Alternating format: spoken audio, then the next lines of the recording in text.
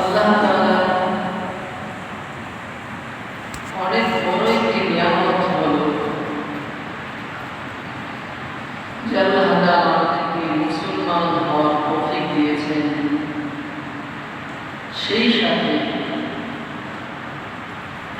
দু জাহানের বাদশাহ শ্রেষ্ঠ নবী মুহাম্মদুর রাসূলুল্লাহ সাল্লাল্লাহু আলাইহি ওয়াসাল্লামের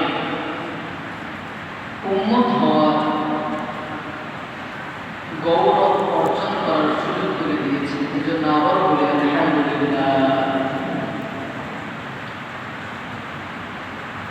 এখন রবিউল আউয়াল মাস চলতেছে।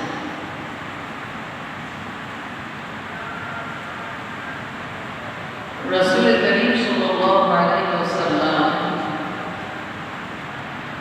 দুনিয়াতে আগমন করেছেন যে মাসে, এগুলোর মধ্যে অনেকগুলো মত রয়েছে। তার মধ্যে একটা প্রসিদ্ধ মত হলো যে নবী আলাইহিস সালাম রবিউল আউয়াল মাসে এই দুনিয়াতে আগমন করেছেন। তো রাসূলের আগমন নিঃসন্দেহে এটা আমাদের জন্য আনন্দের বিষয়। আল্লাহ তাআলা নবী আলাইহিস সালামকে দুনিয়াতে পাঠিয়েছেন, এটা গোটা বিশ্বের জন্য, পুরো মানব জাতির জন্য এটা একটা রহমত স্বরূপ ছিল। এজন্য আল্লাহ